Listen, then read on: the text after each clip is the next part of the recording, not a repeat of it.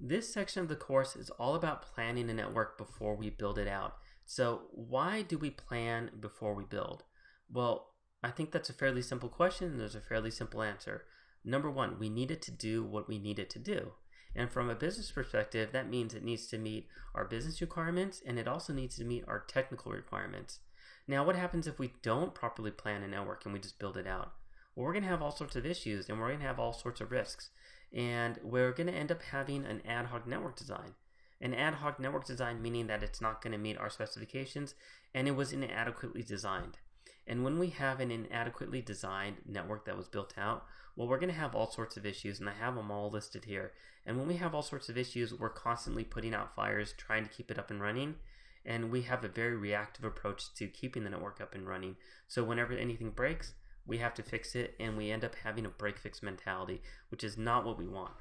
Now, this is an issue that we commonly see with small and medium businesses. I'm going to go ahead and circle this. And so why do we commonly see this with small and medium businesses and most likely small businesses?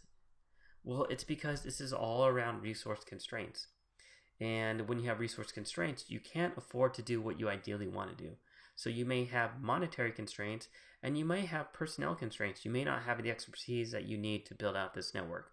And so that's why it's primarily around small and medium businesses and typically not with larger businesses.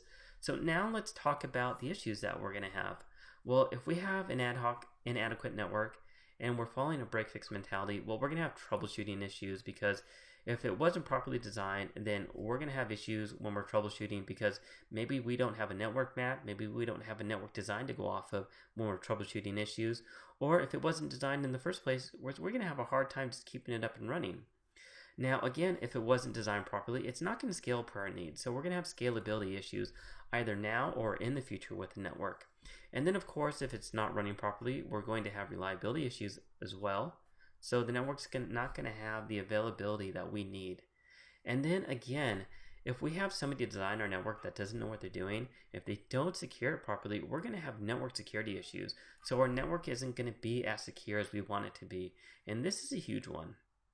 And this will lead to all this combined, troubleshooting issues, scalability issues, reliability issues, and security issues. This all leads to these two bottom points that I'm going to go ahead and circle.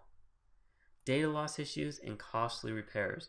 So we're going to lose data a fair amount of the time, and typically this is something that we want to prevent. We may lose it due to reliability issues. We may lose it to network security issues. And this all leads to costly repairs and us spending more money in the future than we should have spent in the first place. So now let's talk about some more issues that we can face. Well, number one, business downtime is something that may end up being a huge problem for us. And a lot of people really don't think about this. You know, we do have business downtime, but what's the impact?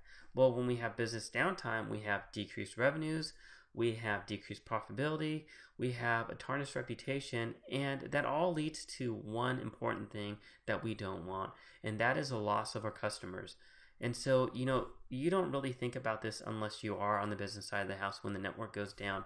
You don't understand how decreased revenues are going to harm your business. You don't understand how that leads to decreased profitability of your business and a tarnished reputation, which is something you want to do your very best to prevent, all leading to this one last thing, which is a loss of customers. And if we have a loss of customers, that's really going to doom our business in the long run. So we want to prevent all this information and all of this from happening here. Now, when we are planning a network, what's the benefits? Well, the benefits is that it keeps the process focused and organized. And I'm going to go ahead and highlight these. And so when we're focused and we're organized, when we're planning, then when we go to the designing process, we know our business requirements and we know the technical requirements as well as our resource constraints. And good plans are going to produce the best results. So if we plan well, we're going to have good results. On the flip side, if we plan poorly or if we don't plan at all, when we go to design, we don't know the technical requirements, we don't know the business requirements, we don't know our resource constraints. And so when we design and build, we're going to have the worst results. And then lastly, this is a very, very important point, is that if we are doing this from a consulting perspective or if we're doing this from an employee perspective, both our clients and employers expect us to properly plan before we build out a network. So that's why we plan before we do anything else.